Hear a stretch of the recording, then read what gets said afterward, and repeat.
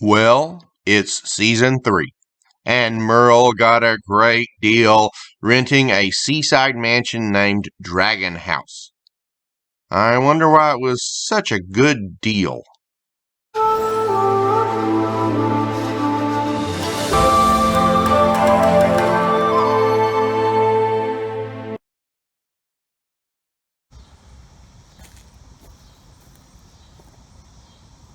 I'm here in Hickory, North Carolina, in the Claremont Historic District beside the salt block.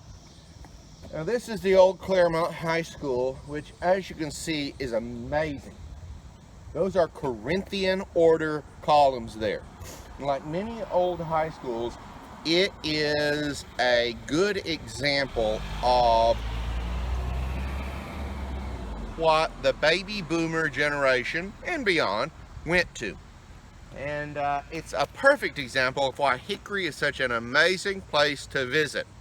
So I was finally able to make it off the island to Hickory, and I thought that I would share some of the sights of Hickory and show you what makes it such a wonderful place, along with sharing this week's news. So I hope y'all enjoy this.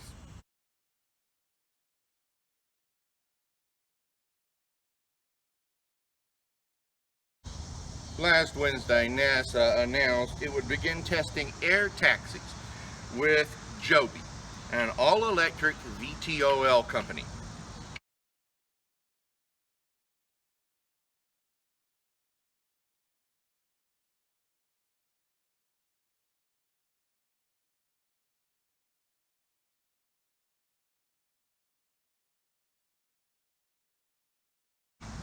Now, this vertical takeoff and lift air taxi is part of NASA's Advanced Air Mobility Program that works toward taking drones to the next level, carrying people.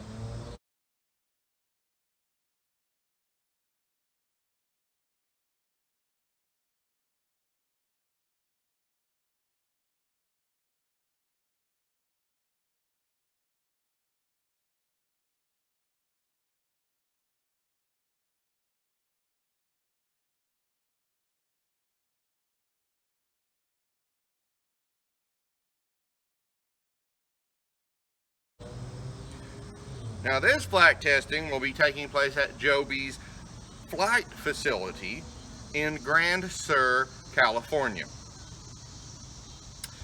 The initial goal of Big Sur, California.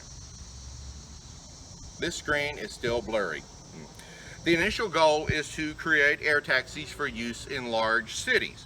A Joby company press release described the 2-week test as an initiative to measure the aircraft's noise footprint.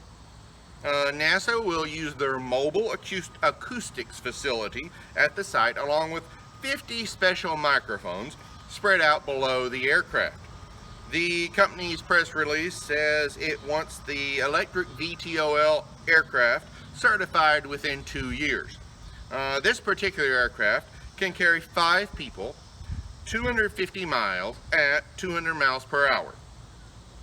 No, 150 miles at 200 miles per hour. Like I said, the screen's blurry. It has 6 propellers, and their blade radius, tip design, and disc load profiles are designed to minimize the traditional wop, wop, wop, wop, wop helicopter sounds. We're gonna miss those.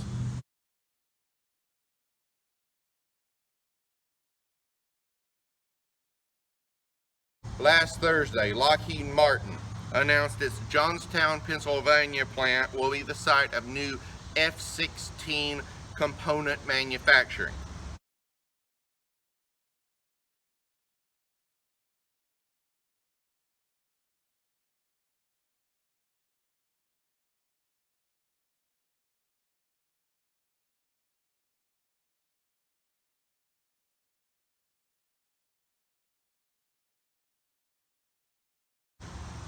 The expansion will take place at a leased facility near their current plant and add 80 jobs to the current 400 employees at their Johnstown operations.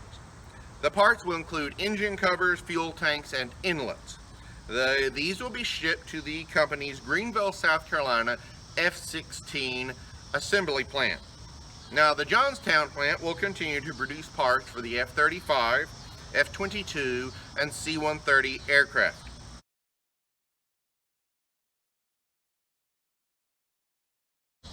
Last Tuesday, Alcoa Aluminum announced it would redeem $500 million of notes 5 years early. These notes were issued by their Netherlands subsidiary and will be bought back at a slightly lower rate than they were sold at. Although they were issued at a 7% rate, they will be redeemed at 3.5% because the people will be getting their money back sooner rather than later. Although interest rates are low right now, the company will be using cash on hand, about $1.5 billion worth, to fund the purchase. This is an important economic indicator because it shows that companies are using their cash to buy back debt instead of investing their cash in, say, buying another company or making capital investments, like, buying new machinery. Now, we've seen this with other companies. Both Dollar Tree and Dollar General are making cash buybacks right now. They're buying shares back off the market, and this is interesting in an economic trend.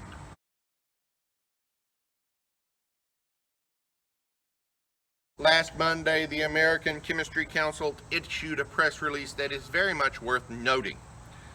Their Formaldehyde TSCA Risk Evaluation Consortium gave the EPA a peer-reviewed study stating that inhaled formaldehyde does not enter the body beyond the nose.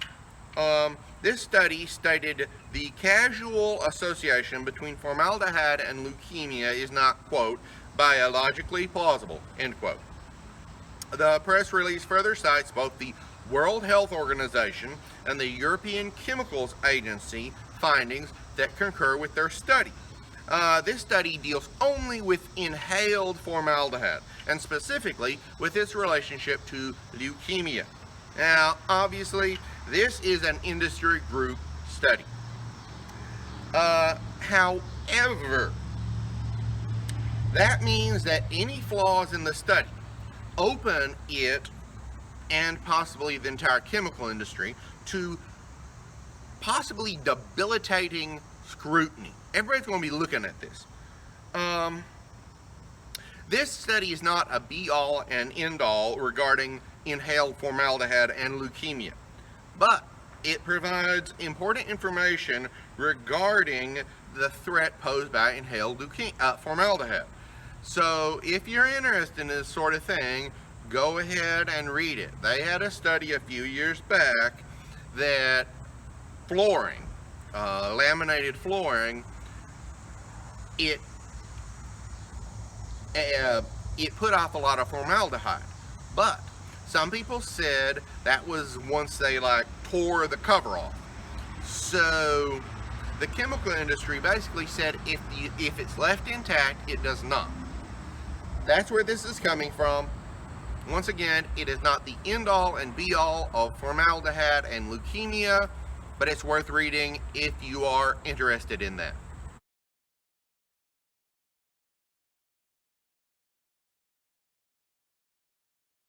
Last Tuesday, the Office of South Carolina Governor Henry McMaster announced a digital healthcare company would open a plant in Greenville. Connect America will invest roughly $1 million in a Fountain Inn location to create 71 jobs. Now, this is interesting for a couple of reasons. First off, for those who haven't been to Fountain Inn, if you look at a map of South Carolina, I-85 runs along kind of parallel along the top of the state from Charlotte to Georgia.